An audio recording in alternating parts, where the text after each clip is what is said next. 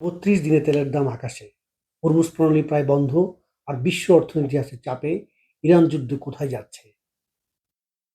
আপনাদের জন্য ইরান যুদ্ধের ৩২তম দিনের কিছু গুরুত্বপূর্ণ আপডেট। ট্রাম্প জাতির উদ্দেশ্যে ভাষণ দিয়েছেন।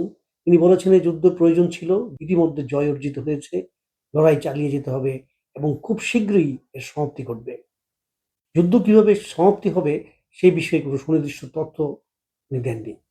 অন্যদিকে ইরান তার উত্তরে বলেছে আগামী ৬ মাস যুদ্ধ চালিয়ে যেতে প্রস্তুত। যুক্তরাষ্ট্রের গ্যাসের দাম $৪ ছাড়িয়েছে, আর তেলের দাম $১০২, যা কয়েকদিনে প্রায় ৭০% বেড়েছে।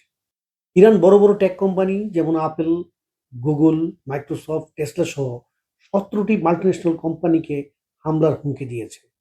কুয়েতে ড্রোন হামলা এবং জ্বালানি ট্যাঙ্কে আগুন, আর দুবাইয়ের কাছে তেলবাহী জাহাজেও হামলা চালানো হয়েছে। হরমুজ প্রণালী প্রায়ই বন্ধ। আগে যেখানে প্রতিদিন ১৩০টি জাহাজ চলাচল করত, এখন প্রতিদিন ৬টিরও কম। বিশ্বের প্রায় ২০% তেল সরবরাহ হুমকির মুখে বা বন্ধ। ইরান পারমাণবিক চুক্তি থেকে সরে যেতে পারে বলে জানিয়েছে, যা পরিস্থিতিকে আরও বিপজ্জনক করতে পারে।